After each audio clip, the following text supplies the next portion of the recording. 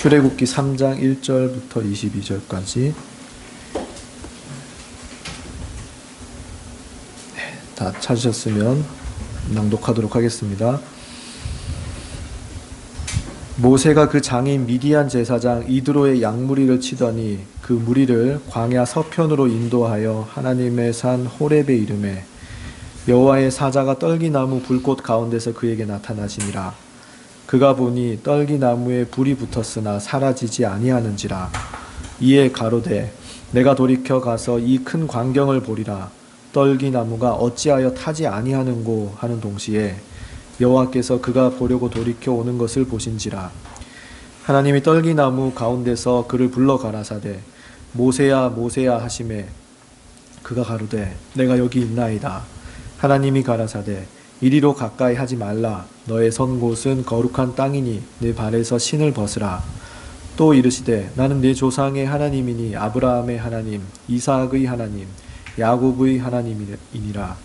모세가 하나님 배우기를 두려워하여 얼굴을 가리우매 여호와께서 가라사대 내가 애굽에 있는 내 백성의 고통을 정령히 보고 그들이 그 간역자로 인하여 부르짖음을 듣고 그 우고를 알고 내가 내려와서 그들을 애굽인의 손에서 건져내고 그들을 그 땅에서 인도하여 아름답고 광대한 땅, 젖과 꿀이 흐르는 땅, 곧 가나안 족속, 헷 족속, 아모리 족속, 브리스 족속, 히위 족속, 여부수 족속의 지방에 이르려 하노라. 이제 이스라엘 자손의 부르짖음이 내게 달하고 애굽 사람이 그들을 괴롭게 하는 학대도 내가 보았으니 이제 내가 너를 바로에게 보내어 너로 내 백성 이스라엘 자손을 애굽에서 인도하여 내게 하리라. 모세가 하나님께 고하되 내가 누구간데 바로에게 가며 이스라엘 자손을 애굽에서 인도하여 내리이까. 하나님이 가라사대 내가 정녕 너와 함께 있으리라. 네가 백성을 애굽에서 인도하여 낸 후에 너희가 이 산에서 하나님을 섬기리니 이것이 내가 너를 보낸 증거니라. 모세가 하나님께 고하되 내가 이스라엘 자손에게 가서 이르기를 너희 조상의 하나님이 나를 너희에게 보내셨다 하면 그들이 내게 묻기를 그의 이름이 무엇이냐 하리니 내가 무엇이라고 그들에게 말하리이까. 하나님이 모세에게 이르시되 나는 스스로 있는 자니라. 또 이르시되 너는 이스라엘 자손에게 이같이 이르기를 스스로 있는 자가 나를 너희에게 보내셨다 하라. 하나님이 또 모세에게 이르시되 너는 이스라엘 자손에게 이같이 이르기를 나를 너희에게 보내신 이는 너희 조상의 하나님 곧 아브라함의 하나님, 이삭의 하나님, 야곱의 하나님 여호와라 하라. 이는 나의 영원한 이름이요 대대로 기억할 나의 표혼이라. 너는 가서 이스라엘 장로들을 모으고 그들에게 이르기를 여호와 너의 조상의 하나님 곧 아브라함과 이삭과 야곱의 하나님이 내게 나타나 이르시되 내가 실로 너희를 권고하여 너희가 애굽에서 당한 일을 보았노라. 내가 말하였거니와 내가 너희를 애굽의 고난 중에서 인도하여 내어 젖과 꿀이 흐르는 땅 곧 가나안 족속, 헷 족속, 아모리 족속, 브리스 족속, 히위 족속, 여부수 족속의 땅으로 올라가게 하리라 하셨다 하면 그들이 내 말을 들으리니 너는 그들의 장로들과 함께 애굽 왕에게 이르기를 히브리 사람의 하나님 여호와께서 우리에게 임하셨은즉 우리가 우리 하나님 여호와께 희생을 드리려 하오니 사흘 길쯤 광야로 가기를 허락하소서 하라. 내가 아노니 강한 손으로 치기 전에는 애굽 왕이 너희의 가기를 허락지 아니하다가 내가 내 손을 들어 애굽 중에 여러 가지 이적으로 그 나라를 친 후에야 그들이 너희를 보내리라. 내가 애굽 사람으로 이 백성에게 은혜를 입히게 할지라. 너희가 갈 때 빈손으로 가지 아니하리니 여인마다 그 이웃 사람과 및 자기 집에 우거하는 자에게 은폐물과 금폐물과 의복을 구하여 너희 자녀를 꾸미라. 너희가 애굽 사람의 물품을 취하리라.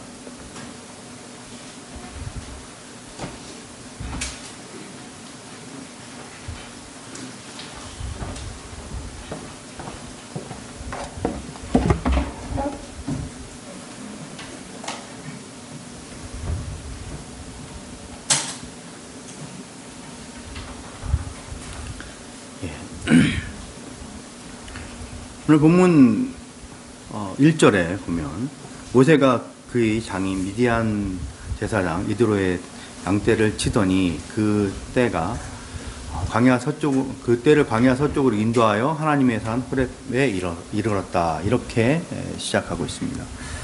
광야 서쪽에 있는 호렙산, 그걸 하나님의 산 이렇게 부르고 있는데요. 예, 처음부터 그렇게 하나님의 산이라고 불렸는지는 이제 잘 모르겠습니다.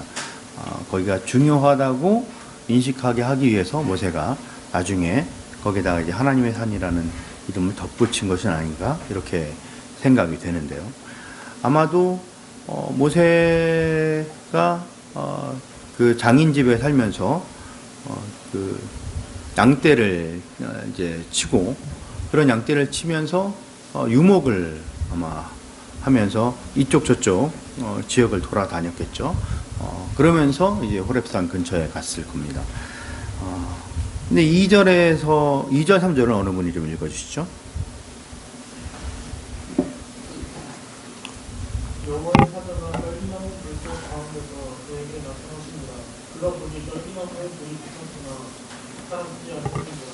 이에 말하되 내가 돌이켜 가서 이 큰 광경을 보리라. 떨기나무가 어찌하여 타지 않고 못하는지. 예, 이 광경을 보게 됩니다. 모세가 이 광경을 보는 심리는 어떤 것이었을까라는 질문을 던져볼 수 있습니다. 혹시 모세가 여전히 신앙을 굳건히 가지고 하나님께서 자신을 언제 쓰어주실까라는 그러한 기대 속에서 신적 계시에 대한 소망이 조금이라도 남아서 가서 이런 광경을 보러 간 것인가? 하나님의 산으로 그렇게 하나님의 산이라고 이름한 곳으로 가서 거기서 이런 광경을 보고 그렇게 해서 소명을 받은 것인가? 라고 우리가 생각해 볼 수 있습니다. 많은 분들이 모세를 영웅으로 이해하려고 하고 그 영웅됨이라는 것의 시작을 여기서부터 보는 것이죠. 하나님의 산이라고 하는 호렙산까지 열심히 가서 거기서 이제 큰 광경을 보고서 내가 저기 가서 하나님한테 말씀을 들어야 되겠다 이런 심정으로 갔다 이거죠. 근데 본문은 이도로의 양떼를 치다가 갔다 이렇게 1절을 또 얘기하고 있고 2절 3절에서 이제 모세의 이야기를 봤을 때 왜 떨기나무가 안 타지? 라고 하는 그런 생각으로 갔다고 분명히 적혀 있습니다. 그러니까 하나님께 무슨 말씀을 들어야 되겠다 이렇게 한 것보다 자신이 갖고 있는 경험에 반하는 어떤 자신이 갖고 있는 자연 지식의 경험에 반하는 어떤 것이 일어났으니까 모세가 배운 사람으로서 이게 말이 안 되는데? 라는 생각으로 그런 호기심으로 가본 것이라고 보기가 더 쉽습니다. 더 맞습니다. 왜냐하면 거기에 큰 광경, 그러니까 구경거리가 있다 이렇게 표현하잖아요. 어찌해서 타지 않지? 라고 지적인 호기심을 가지고 있었다. 그래서 지금 호렙산의 떨기나무 앞으로 간 것이지 모세 자신이 무엇인가 하나님 앞에 그렇게 40년 동안 있으면서 신앙을 더 두껍게 하고 굳건히 해서 그래서 이제 내가 다시 준비가 됐으니까 하나님 나를 써주십시오라고 그렇게 자발적으로 간 모양은 아니라는 사실을 여기서 다시 한번 확인할 수가 있습니다. 4절 5절은 어느 분이 읽으시죠? 여호와께서 그가 보려고 돌이켜 오는 것을 보신지라. 하나님이 떨기나무 가운데서 그를 불러 가라사대 모세야 모세야 하시매 그가 가로되 내가 여기 있나이다. 5절까지 읽으셨나요? 예. 하나님이 가라사대 이리로 가까이 하지 말라. 너의 성곳은 거룩한 땅이니 내 발에서 시발 벗어라. 예. 여기 가까이 오지 말라고 말씀을 하셨는데요. 이게 무슨 의미일까? 거룩한 곳이니 신을 벗으라는 말씀과 이제 연결을 하면서 거룩함은 청결함을 의미하고 신은 더러운 곳을 돌아다니는 그런 도구니까 이게 두 개가 상충되니 신을 벗고 들어와라 이런 뜻이라고 많이들 생각합니다. 그런데 물론 이 표현은 이제 문 닫고 들어와라 이 표현이랑 비슷한 것 같아요. 예. 오지 마라. 신을 벗고 들어와라 이런 의미니까 문 닫고 들어와라 이 얘기랑 같아. 문 닫고 어떻게 들어가는지. 그래 우리는 다 문 닫고 들어오잖아요. 예. 예. 그렇죠? 우리는 다 문 닫고 들어와요. 예. 그거랑 비슷한 표현이라고 이제 생각을 하고요. 신은 더럽고 거룩한 곳은 청결하니까 신을 벗고 들어와야 된다라는 말씀이 청결한 곳을 오염시키지 말라는 말씀으로 그렇게 이해해야 하는가라고 이제 우리가 질문을 해봐야 됩니다. 그런데 그것은 이제 매우 현대적인 깨끗함에 대한 이해이죠.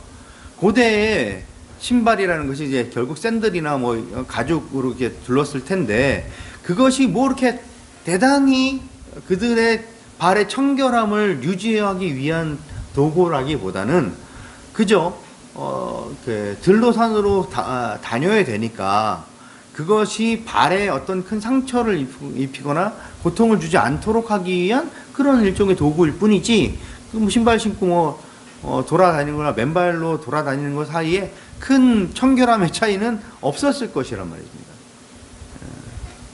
그렇기 때문에 우리는 여기서 청결한 곳에 들어오기 위해서 신발을 벗어라. 안방에 들어오기 전에 신발을 벗어라 같은 그런 개념으로 거룩한 곳이니 신을 벗고 들어와라. 이런 말씀은 아니라고 우리가 생각이 됩니다. 그럼 무슨 의미가 여기에 돼 있는가? 이 거룩한 곳이라고 하는 것이 가지고 있는 의미는 거룩하다라는 표현을 우리가 늘 강조해서 설명하죠. 거룩하다는 게 무슨 의미라고 했죠? 유시우 양, 거룩하다는 것이 무슨 의미입니까? 거룩하다. 이제는 대답을 할 나이가 됐죠. 거룩하다는 말에 대한 대답을 할 수 있는 나이가 됐죠. 못하면 이제 언니한테 물어봐야 되는데, 그럼 이제 유시우 양은 이따가 큰일 나겠죠. 네. 거룩하다는 게 무슨 의미죠?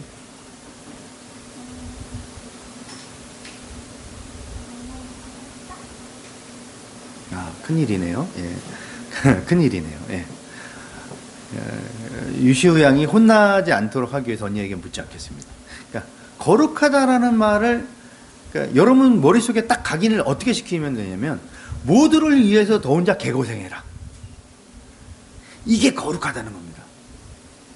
머릿속에 항상 거룩 그러면 그 순간에 뭔가 막 하늘에 천사가 날아다니고 막 빛이 올라오고 이런 빨리 버리세요. 거룩하다는 거 표현할 때 뭐냐면 모두를 위해서 너 혼자 개고생해라. 이렇게 읽으시면 돼요. 하나님이 거룩하시다도 그렇게 읽어요. 네. 하나님이 거룩하시다. 그럼 하나님은 막 우리랑 구별돼 가지고 티끌 하나도 없고 오염된 것도 없고 아무것도 없는 저 아름다운 천상에 이렇게 천사들이 날개짓으로 그 발을 딱 이렇게 그 보좌를 이렇게 붙잡고 날아다니고 거기 위에 하나님 딱 앉아 계시고 이런 그림을 절대 그리지 마십시오. 거룩이란 모두를 위해서 너 혼자 개고생해라 라고 읽으시는 하나님께서 거룩하시다. 우리 이 세상 전체를 위해서 하나님 혼자 힘쓰고 계시다. 여기다가 그걸 쓸 수는 없잖아요. 그죠? 예. 개고생을 여기다 쓸 수는 없으니까. 이 모든 것들을 위해서 하나님 홀로 힘쓰고 애쓰고 계시다. 이게 하나님께서 거룩하시다는 표현입니다. 왜 그러냐?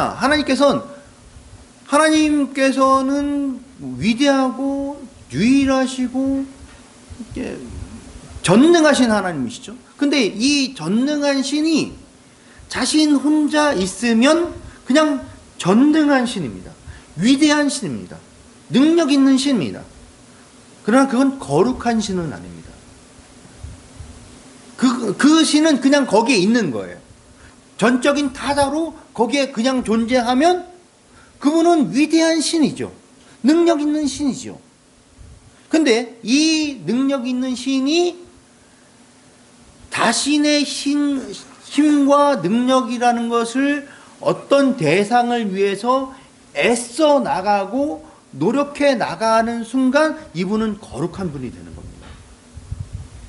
근데 여러분이 거룩해질 수 있는 방법은 여러분 다 거룩해질 수 있어요. 어떻게 거룩해질 수 있냐? 다른 사람을 위해서 애를 쓰면 여러분이 거룩해지는 겁니다. 하나님께서 우리를 위해서 애써 나가시기 때문에 하나님께서 거룩하신 거예요. 자, 모세가 지금 왔을 때 하나님께서 이곳은 거룩한 땅이니 내 신을 벗고 들어와라 라는 표현을 하셨다는 것은, 지금까지 신이라는 것은 너 자신의 삶과 인생을 걸어 나가는 도구로서의 어떤 상징적 의미를 갖고 있는 것이죠.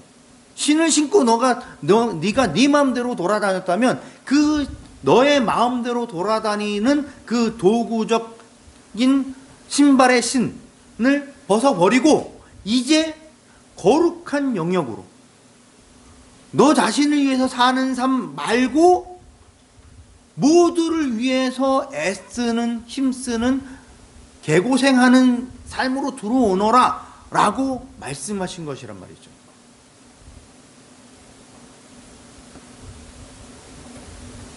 그것이 이곳은 거룩한 곳이니 내 신을 벗고 와라 라는 말씀으로 하고 이해해야 됩니다.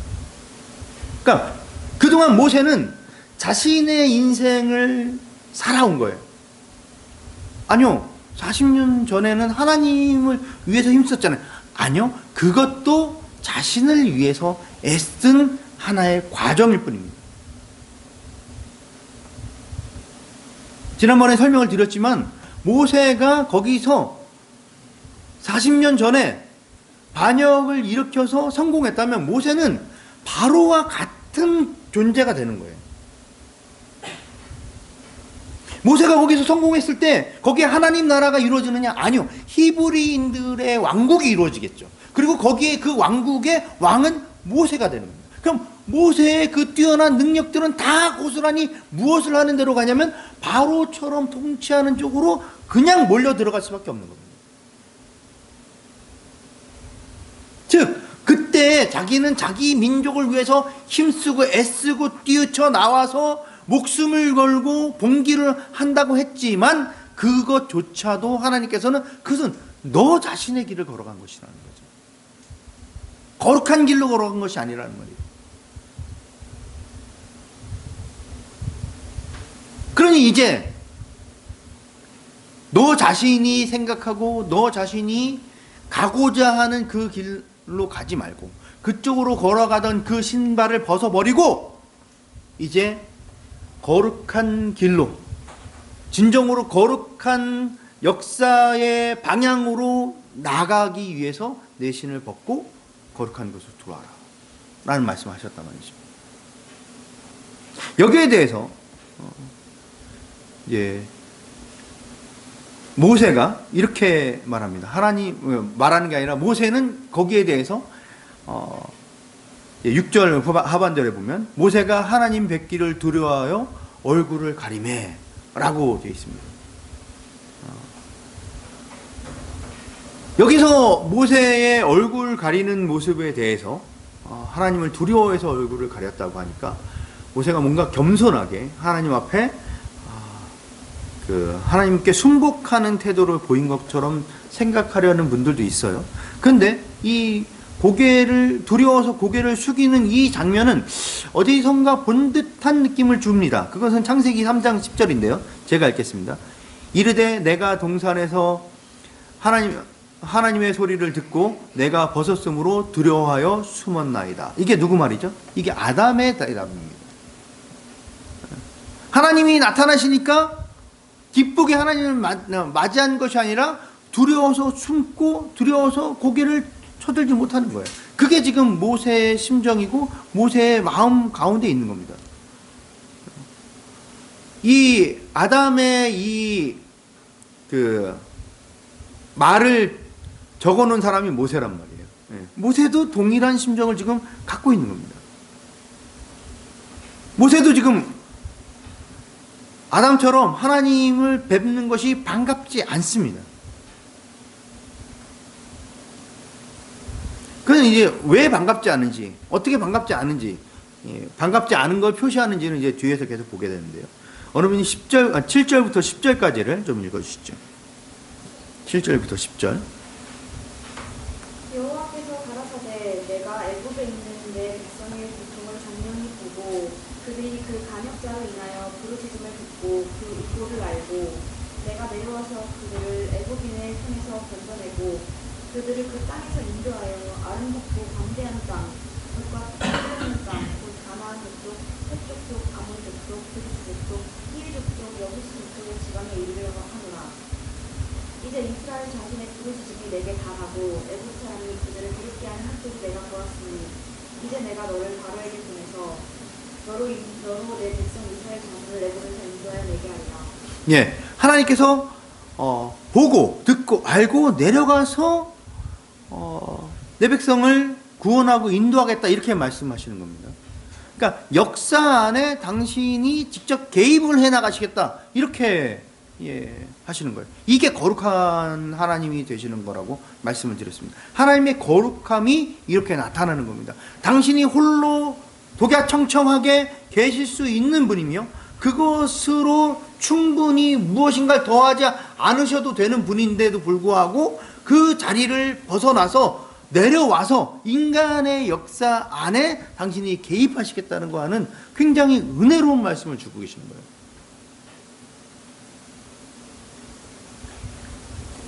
이런 은혜로운 말씀을 주셨는데도 불구하고 11절에서 모세가 하나님께 아뢰되 내가 누구기에 바로에게 가며 이스라엘 자손을 애굽에서 인도하여 내리까? 라고 하면서 자신의 본심을 드러내기 시작하죠. 내가 누구길래 그 일을 해야 된단 말입니까? 난 하기 싫어요 라고 하는 겁니다. 아까 6절에서 얼굴을 가린 것이 그저 두려워서 무서워서 가린 거라기보다 싫어서 가린 거에 가깝다는 것을 보여주는 겁니다. 매우 시크하죠. 모세의 깊은 상처를 이 말에서 확인할 수가 있습니다. 왜냐하면 우리 모두 잘 알고 있듯이 모세는 이미 40년 전에 하나님의 뜻을 행한다고 자기가 애써서 한번 해봤단 말이에요. 민족을 위해서 일어났었다고요. 사도행전 7장 25절에 스데반 집사가 이 모세에 대해 이렇게 하고 있습니다. 그는 그의 형제들이 하나님께서 자기 손을 통하여 구원해 주시는 것을 깨달으리라고 생각하였으나 그들이 깨닫지 못했다. 이렇게 말했습니다. 즉 모세는 자기가 본계에서 일어났을 때 그것이 하나님께서 나 같은 인물을 만드셨다는 것은 그저 나 혼자 잘 먹고 잘 살라는 말씀이 아니라 이렇게 이 이스라엘 민족을 동족을 구원하라고 나 같은 존재를 만드셨구나를 깨달았다고요. 알았다고요. 그래서 뛰쳐나온 거라고요.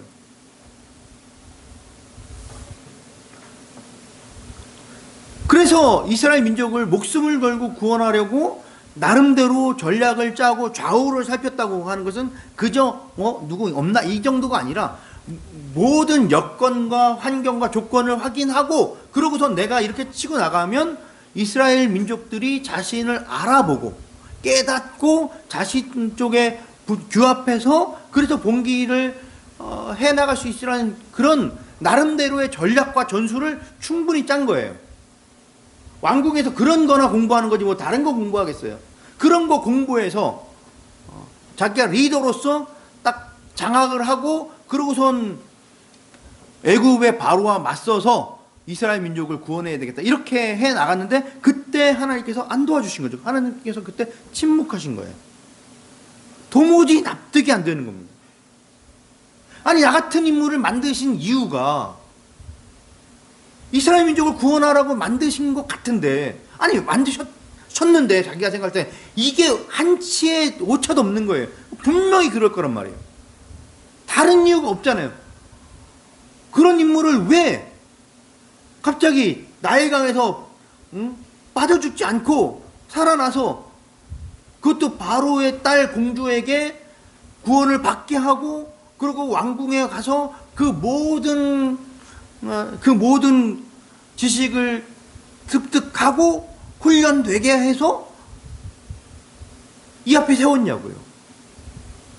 예언된 400년이 막 돼가는 그 딱 10년 전에 당연히 모세 입장에서는 내가 40세 정도 됐고 이제 40세가 됐고 예언되어 있는 구원하기로 400년에 구원하시기로 했는데 390년이 됐으니까 지금부터 움직여 나가면 충분히 10년 안에 이것을 이룰 수 있으리라고 하는 자기의 나름대로는 굉장한 생각을 하고서 덤벼들은 건데 하나님께서 그 순간 침묵하셨어요. 더 나가서 스데반은 그 백성이 깨닫지 못했다라고 하고 있지만 정말 못 깨달았을까요? 정말 못 깨달았을까요? 못 깨달은 게 아니라 싫은 거예요. 나가기 싫은 거라고요. 아니 그 애굽에서 종살이 하면서 노예로서 그렇게 죽겠다고 하나님 앞에 부르짖었잖아. 근데 왜 나가기 싫어요? 거기에서 애굽 사람들처럼 살고 싶은 거죠. 거기에서 애굽에서 고통을 당하고 힘들고 어렵게 살고 있긴 하지만 그 애굽이 누리고 있는 그 풍요로운 세상이라는 것을 종으로 있다 할지라도 노예로 있다 할지라도 이게 좋은 거니까. 그런데 여기가 좋은데 주인이 너무 혹독하게 구니까 주인이 좀 혹독하게 굴지만 않게 해주기를 소원하는 것이 이 사람들의 소원이었단 말이에요. 그래서 모세가 나서서 하나님께서 400년 되면 출애굽을 시켜주기로 구원하시기로 약속하셨으니까 나와 함께 애굽을 나갈 그런 그런 원동력이 되고 그런 봉기를 하자 했을 때 싫어 라고 한 겁니다.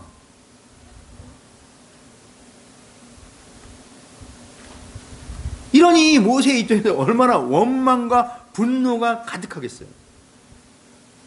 그래서 모세는 40년 동안 뭘 한 거냐면 차라리 내가 오해했기를 간절히 바란 거예요. 아닐 거야. 내가 교만한 걸 거야.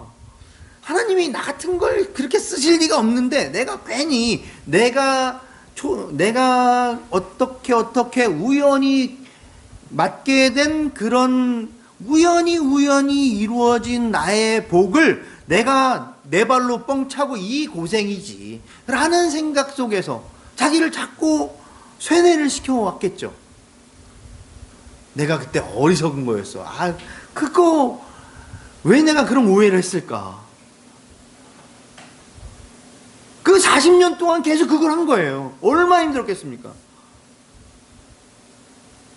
자기에게 비춰진 그 실증과 그 기적과 그 능력과 그 독특한 자리,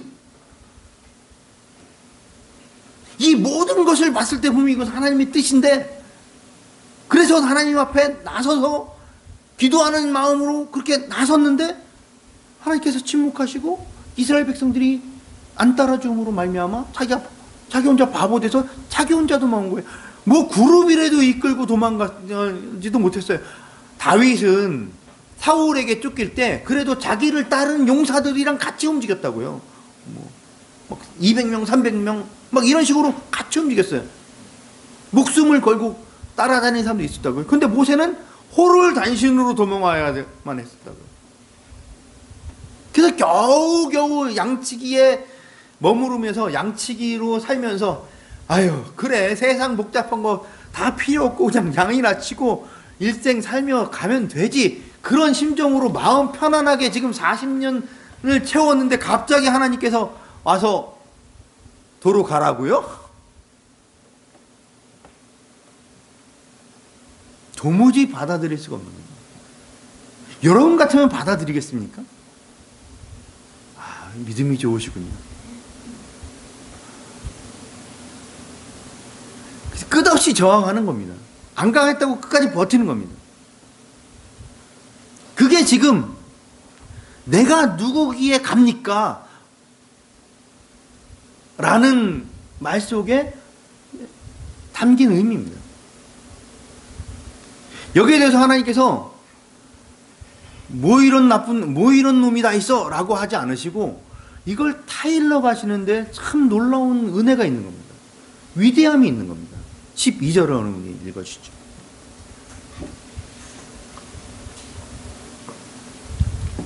하나님이 이르시되 내가 반드시 너와 함께 있으리라. 내가 그 백성을 애굽에서 인도하여 낸 후에 너희가 이 산에서 하나님을 섬기리니 이것이 내가 너를 보낸 증거니라. 하나님이 침묵하고 계신 것에 대한 원망과 분노를 모세가 드글드글하게 갖고 있는 걸 아시기 때문에 하나님께서 이번에는 반드시 너와 함께 하겠다 라고 약속하신 거예요. 그때는 함께 안 했다는 사실에 대해서 지금 하나님 쪽에서 좀 사과를 하시는 거죠. 야, 내가 어쨌든 내 잘못은 아니지만 미안하다. 그냥 이번에는 너 혼자 안 하고 내가 반드시 너랑 함께 할게. 하나님이 여기서 사정사정 하시는 모습을 우리가 봐야 돼요. 이건 너무 놀라운 겁니다. 신이 인간에게 사정사정 비는 겁니다. 인간에게 비시는 하나님, 인간에게 사정하시는 하나님, 진정한 하나님께서 인격성을 가지고 계시기 때문에 이것이 가능한 겁니다. 절제자인 신이 어떻게 인간과 대화를 나눕니까? 대화라는 것은 명령과 다른 겁니다. 명령은 내쪽엔 변화가 같은 말이지만 명령은 발화자, 말을 하는 사람은 변화가 없고 말을 받는 그 대상자의 어떤 변화를 요구하는 거예요. 어떤 움직임을 요구하는 거예요. 그게 명령입니다.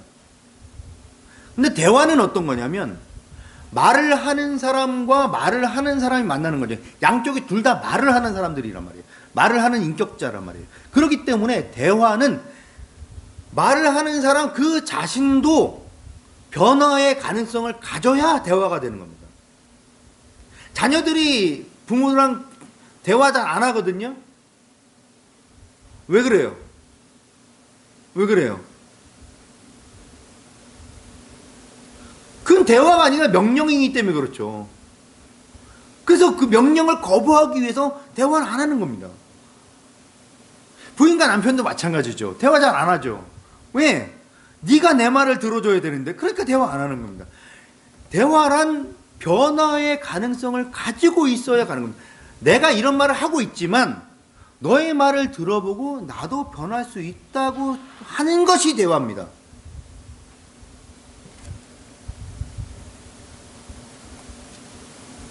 근데 신이 절대적으로 명령을 내려야만 하는, 내릴 수 있으며 내려야만 하는 신이 인간을 대상으로 대화를 한다? 아니, 더 나가서 인간에게 사정사정한다? 부탁하고 애원하고 매달리고 설득하고 막 쩔쩔매고, 그러고 배신당하고 죽임을 당하는 것, 그것이 기독교가 말하고 있는 신입니다. 세상이 이해할 수 없는 것이죠. 왜냐하면 세상의 신에 대한 관념은 결국 자기의 욕망이 만들어낸, 자기의 욕망이 투영한 어떤 존재거든요. AI를 통해서 우리 자신이 이제 신이 돼가는 관점, 신이 돼가는 입장에 자꾸 서니까 계속 뭘 해요? AI가 우리 말 안 들을까봐 무서워서 떨잖아요. 그것이 인간들이 가지고 있는 신에 대한 관념이란 말이에요. 그런데 기독교의 하나님, 여호와 하나님은 자신이 능력이 부족한 것도 아니고 실력이 부족하신 분이 아닌데 인간에게 계속 사정사정하세요. 내가 반드시 너와 함께 할 테니까 제발 가다오.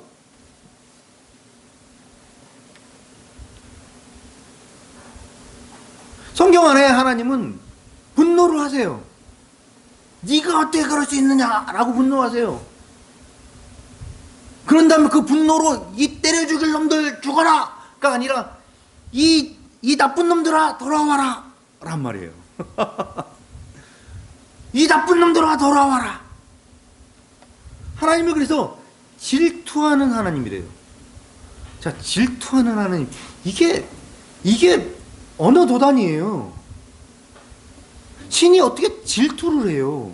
질투는 누가 하는 거예요? 약한 쪽이 하는 거예요. 약한 쪽이 질투하는 거예요. 예쁘게 생긴 여자를 누가 질투해요? 못생긴 여자가 질투하는 거예요. 못생긴 여자가 예쁘게 생긴 여자를 질투한단 말이에요. 뭔가 능력 있는 사람을 누가 질투해요? 능력 없는 사람이 질투하는 겁니다. 그 질투는 자꾸 약한 쪽이 질투로 해나가는 말이에요. 하나님이 질투를 한다? 근데 우리 하나님 그런 하나님이라고요. 모세가 지금 싫은데요? 고개 절레절레 흔들면 그냥 바로 죽을래? 이렇게 하시면 그만이에요. 그러면 갈 수밖에 없어요. 그런데 그 모세를 붙잡고 설득을 하려고 최선의 노력을 다하고 계십니다. 그 13절은 어느 분이 좀 읽어주시죠. 그렇게 하나님께 설득하시자 모세가 뭐라고 했는지. 모세가 하나님께 구하되 내가 이스라엘 자손에게 가서 이르기를 너희 조상의 하나님이 나를 너희에게 보내셨다면 그들이 내게 묻기를 그의 이름이 무엇이냐 하니 내가 무엇이라고 그들에게 말하리까. 예, 여기에 지금 모세가 내가 왜 갑니까가 답이었는데 아까는 그렇죠? 내가 뭔데 갑니까? 이렇게 답을 했던 모세가 갑자기 여기서 약간 스탠스가 달라집니다. 내가 간다면 이렇게 하고 있어요. 예. 이게 재밌는 겁니다. 내가 간다면 간다는 얘기는 아니에요, 하나님. 내가 간다면 이 가정법을 쓰고 있지만 내가 이스라엘 자손에게 가서 이르기를 그렇게 이렇게 하면 어떻게 할까요? 라고 시작한단 말이에요.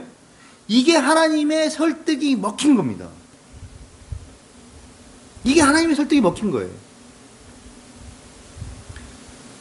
우리 기혼자들은 다 알죠. 이 남편들은 다 느끼는데요. 부인이랑 한바탕 막 이렇게 티격태격 싸우고 이렇게 했는데도 잘 안 되면 이제 사정사정 하죠. 예, 그럼 고개를 이렇게 딱 돌려놓는단 말이에요. 이렇게 딱 돌리고, 이렇게 딱 돌려요. 막 이렇게 여러 가지로 설득을 막 하고 그러면 어느 순간, 이거 한번 쳐다봐줘요. 그러면 된 거라니까. 예, 그러면 된 거야. 예. 그런데 말이야, 이러면 된 거예요. 이러면 끝난 거예요. 이거면 해결된 거야. 요 말이 안 나와서 힘든 거지. 그런데 말이야, 이거가 안 된단 말이죠. 지난번 설교할 때는 제가 그렇게 해서 여러분이 다 웃었던데, 그 연애하는 사람들끼리 이야기하다가 여자가 내가 너랑 결혼을 한다면 말이야 이렇게 싸우다가 이렇게 말하면 이거 끝난 거예요. 예. 예. 그런 걸 어떻게 전제해 줍니까, 그죠? 예. 결혼할 마음이 있다는 거예요. 예. 내가 너랑 결혼한다면 이렇게 아무리 툴툴거리는 말로 해도 그건 되게 중요한 말입니다. 지금 모세가 바로 그걸 한 거예요. 전 간다는 얘기는 아닙니다 라고 했지만 제가 간다면 이렇게 말을 하고 있는 거예요. 제가 간다면 이렇게 물어볼 텐데 어떻게 할 건데요? 벌써 갈 마음이 이만큼 생겼다는 걸 의미하는 겁니다.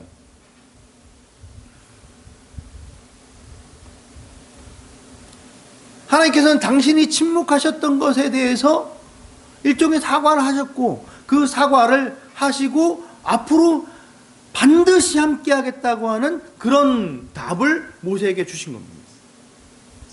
그렇기 때문에 모세의 입장에선 이제 가기는 가는 건데 가서 자신을 거부했던 그 사람들에게 무언가 새로운 메시지를 가져와야 되잖아요.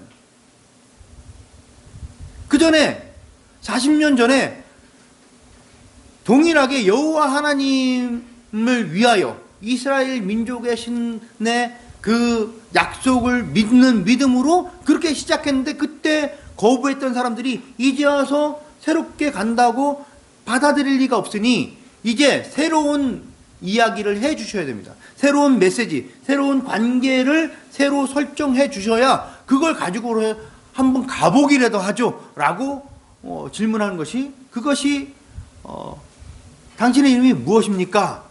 라는 질문입니다. 내게 묻기를 그의 이름이 무엇이냐? 라고 하는 것은 백성들이 자기에게 물어보겠다는 얘기도 되지만 나도 당신의 이름을 물어보겠다는 말이기도 하잖아요. 모세는 지금 그때 안 도와준 신이 지금 새롭게 움직이는 이유를 묻고 있는 겁니다. 더 나아가서 그때 안 도와준 건 뭔가 캥기고 힘들고 어려워서 안 도와준 거 아니냐. 그럼 지금 뭐 새로운 능력을 좀 더 가지셨어요? 그때 한정돼 있던 그때 여호와라는 그 신에서 뭔가 발전하셨어요? 그런 발전된 무엇인가가 있으시면 그럼 내가 받고 가고요. 근데 그때와 동일한 거면 제가 갈 일이 없죠 라는 말을 하는 거예요. 쉽게 표현하면 이런 겁니다. 어느 학교 출신이세요? 어디쯤 마치셨어요? 라고 지금 모세가 묻고 있는 겁니다. 모세가 우리가 알고 있는 모세는 창세기, 출애굽기, 레위기, 민수기, 신명기 이 모세 5경을 쓴 모세. 그래서 하나님에 대해서 그 누구보다도 잘 아는 그런 모세를 우리가 생각하고 있지만 지금 이 출애굽기 3장에서의 모세는 전혀 그런 사람이 아니에요. 모세가 그 요 3장에서는 여전히 하나님에 대해서 제대로 알지 못하는 사람입니다. 오히려 모세는 자신이 왕궁에서 배웠던 그 신관들에 대해서 충분히 인식하고 그것을 생각하고 있는 사람이라고요. 더 나가서 지금 광야에 가서 누구의 딸이랑 결혼했냐면 미디안 제사장의 딸과 결혼한 거잖아요. 이쪽에서도 또 신관을 또 배우는 거예요. 그런 사람이었다고요. 지금 여호와 하나님이 유일하신 하나님이시며 온전히 전능한 하나님이고 거룩한 하나님이란 이해를 가질 수가 없는 겁니다. 신이 자신들을 도와준다면 신의 명성을 위해서 도와주는 것 뿐이지 신이 자신들을 위해서 도와준다는 생각을 하지 않는단 말이에요.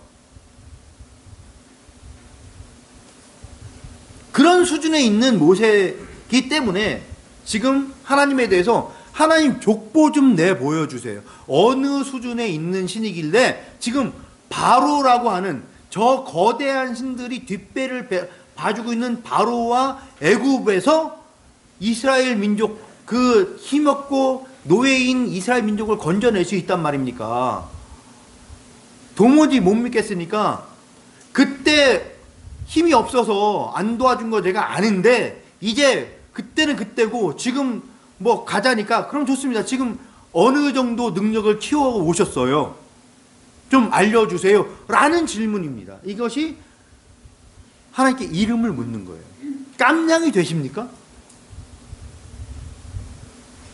이런 질문을 던지는 거예요. 여기에 대해서 하나님께서 우문연답을 하시는데요. 14절 어느 분 읽어주시죠. 하나님의 모세에게 이르시되 나는 스스로 있는 사람이라. 또 이르시되 너희는 이스라엘 백성에게 이같이 이르기를 스스로 있는 자가 나를 너희에게 보내었다하라. 예, 이것이 성경에 있는 계시 중에서 가장 위대한 계시다라고 하는 신학자들이 많습니다. 무슨 얘기인지 사실 잘 알아먹을 수 없습니다.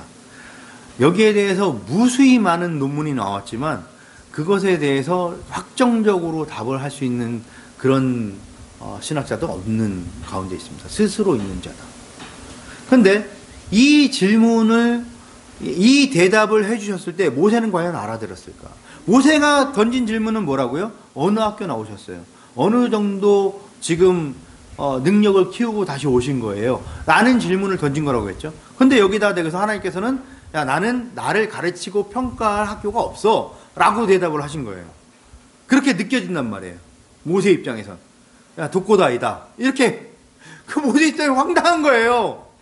아니 저 어마어마한 신들이랑 지금 맞짱 뜨시러 오시면서 그냥 독고다이시라고요?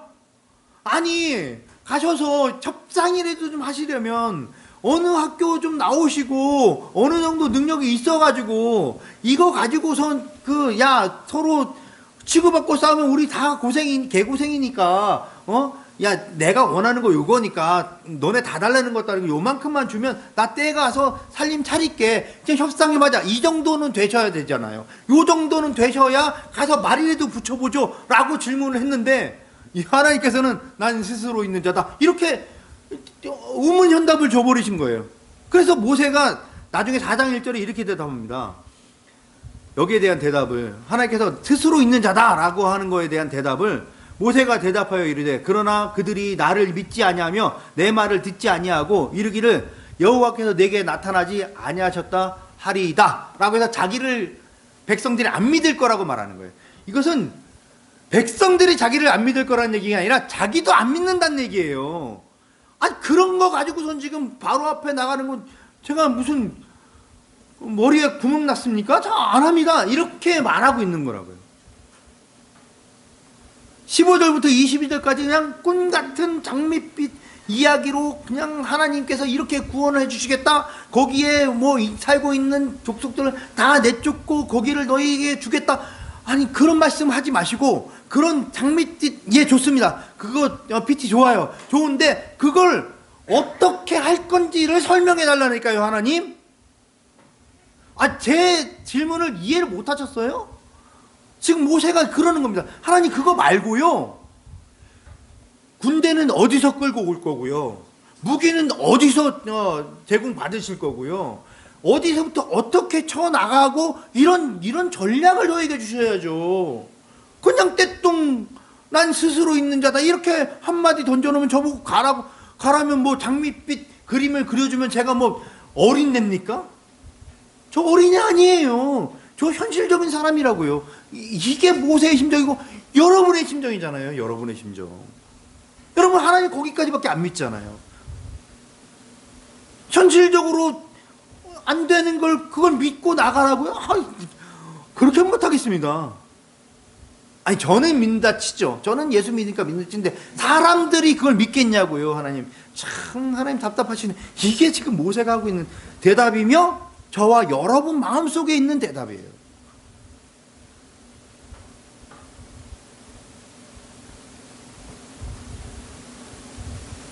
여기에 대해서 하나님께서 스스로 있는 자다라는 대답을 해주신 거예요.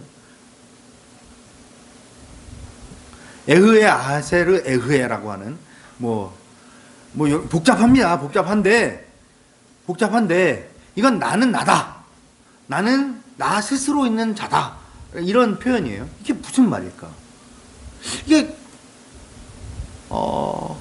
그 깊이를 다 알 수는 없습니다만은 인간들이 생각하고 있는 방향 속에서 고민은 해볼 수 있을 것 같습니다. 나는 나다. 나는 존재다라는 의미예요. 하나님은 존재다라는 의미란 말이에요. 근데 존재하신다, 존재다라는 것이 갖고 있는 어떤 그 철학적 한계가 존재합니다. 왜냐하면 그리스 철학에서의 존재론의 전통은 신은 존재자가 아니라면 신은 무규정자예요. 규정할 수 없는 존재여야 돼요. 만약에 신이 규정될 수 있는 존재라고 하면 그러면 그는 신이 아니란 말이에요. 그리고 신은 한정되면 안 돼요. 무한정자란 말이에요. 신이 어떻게 한정된다? 그럼 신이 아니죠. 신은 끝이 없어야 돼요. 우리가 파악할 수 없어야 돼요. 그렇기 때문에 신은 규정될 수 없고 파악될 수 없는 그 무엇입니다. 신은 본질을 가지고 있지 않기 때문에 당연히 규정되거나 한정될 수 없고 그렇기 때문에 규정되거나 한정될 수 없으니까 이름을 붙일 수 없단 말이에요. 그게 신의 존재의 특징이라고요. 그리스 철학이 간파한 신에 대한 이해입니다. 근데 여기다가 하나님께서 나는 존재한다 이렇게 말씀하시는 거예요. 그러면 그리스 신학의 신론에서는 그럼 신이 아니다 이렇게 말할 수밖에 없는 거예요. 근데 여기다가 하나님께서는 뭐라고 하시면 나는 존재인데 스스로 존재하는 존재다 이렇게 함으로써 이 속에다가 나는 언제나 나로서 존재한다라는 답을 이 안에 넣으심으로써 그 본질이 규정된 자, 한정되어 있는 존재가 이 시간이라고 하는 형식 안에 존재하는 존재임을 이제 말씀하시는 거예요. 지금 답으로 나는 스스로 언제나 나로서 존재한다는 답을 주셨다는 것은 그 답을 요청한 질문을 요청한 사람과 차이를 여기서 설명하시는 거거든요.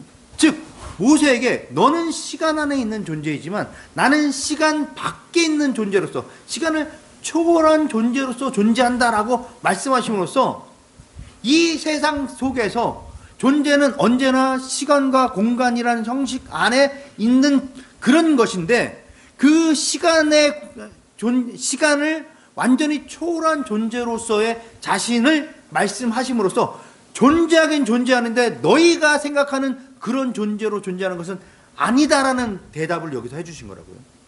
아유, 뭐 정신없습니다. 예, 그냥 넘어가시죠. 예. 그리고 그 존재의 형식이라는 것이 바로 영원이란 말이에요.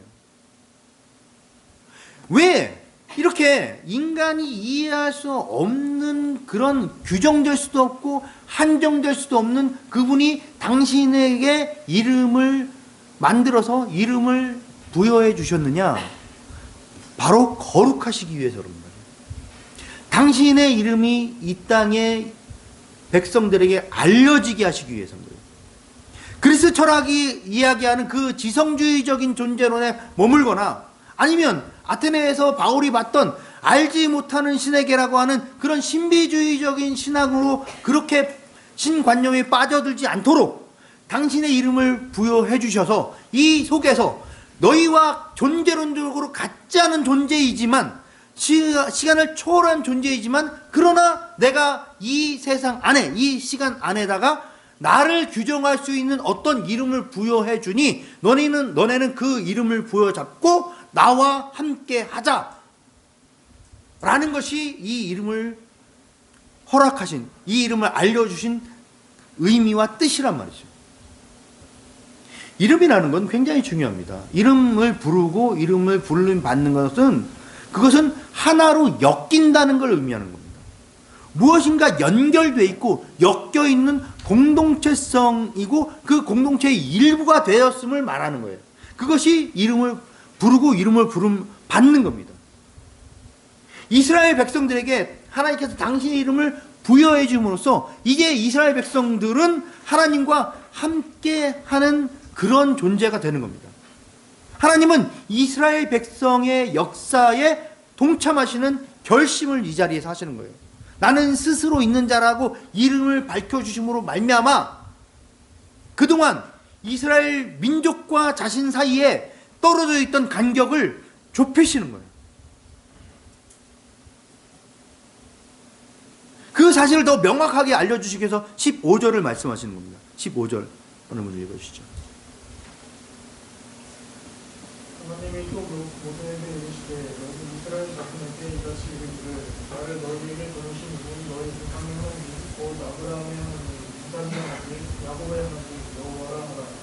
이는 나의 영원한 이름이요 대대로 기억할 나의 표본이다. 예, 대대로 기억할, 이 아브라함과 이삭과 야곱이라고 하는 이 이스라엘 민족과 함께 대대로 기억되는 그런 하나님으로 서겠다.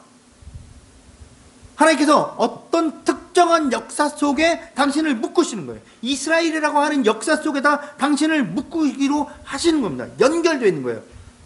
그 영원히 기억될 이름을 그들에게 주신단 말이죠. 그래서 하나님께서는 그들의 역사와 늘 함께 하시는 겁니다.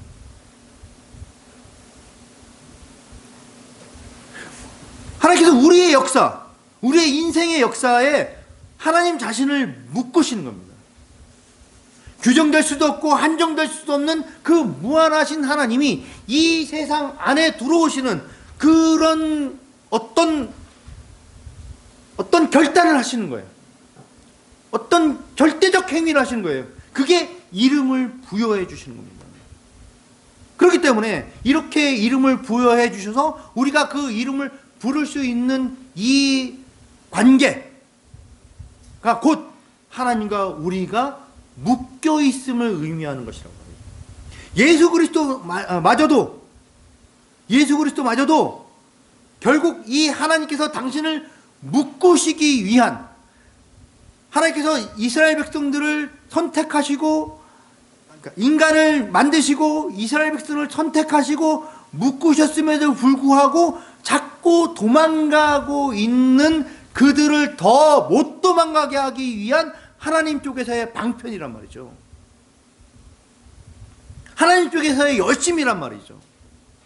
그렇기 때문에 우리의 인생, 우리의 역사, 우리의 삶은 바로 이 하나님과 같이 묶여서 가는 겁니다. 근데 그 묶여 간다는 것이 여러분에게 고통이며 환란이 역경이 아니라 하나님께서 우리를 사랑하셔서 우리를 그분이 원하시는 그 고도한 수준에까지 다다르게 하기 위한 하나님 쪽에서의 열심이란 말이에요. 하나님 쪽에서의 사랑이란 말이죠. 우리는 그거 말고 좀 이 세상에서 풍요롭고 평안하고 행복한 삶을 원한다고 자꾸 주장하는데 하나님께서 그 정도에 너희가 머물지 말아라. 너희가 자꾸 그 정도에 머물려고 하니까 내가 널 혼내는 거 아니냐. 제발 이 고도한 나의 인격성을 따라서 나와 교제하자. 나와 사랑을 나누자. 내가 너를 깊이 있게 사랑하는 만큼 너도 나를 깊이 있게 사랑할 수 있는 그런 존재로 올라오너라. 그걸 위해서 너와 나를 묶었다. 얼마나 강하게 묶냐? 내가 내 아들을 십자가에 못 박아서라도 너가 못 도망가게 묶어내겠다라는 것이 하나님 쪽에서의 열심입니다. 그것이 지금 모세를 만난, 그리고 모세를 설득하고 계시는 하나님의 진심 어린, 진정성 있는 설복인 겁니다. 기도하시겠습니다. 모세는 하나님을 위해서 일어났다 하지만 결국 그것이 자기 자신의 길이었으며 자기 자신의 열심이었으며 그 길로는 하나님 나라를 이루지 못하며 오히려 스스로 바로의 길로 접어들고야 마는 그 참담한 길이었는데 모세는 그것을 전혀 이해하지 못하는 가운데 있었습니다. 그런데 하나님께서 다시 나타나셔서 모세에게 이제야말로 하나님 나라를 걸어나갈 수 있는 길을 허락하셔서 다시 한번 부르심으로 말미암아 그 길로 인도되었습니다. 그런 것처럼 우리도 주께서 우리를 향해서 역사하시는 그 역사를 살펴보는 눈이 있어야 되겠습니다. 오늘 우리를 새롭게 부르실 때 이것이 결코 하나님께서 외면하시던 길을 이제 미안해서 부르시는 것이 아니라 우리에게 참다운 하나님 나라 백성으로서의 삶을 살아갈 수 있는 길로 부르신다는 사실을 인식하며 믿어 나갈 수 있는 저희가 다 되게 하시옵소서. 이 모든 말씀 우리 주 예수 그리스도 이름으로 기도드렸사옵나이다. 아멘.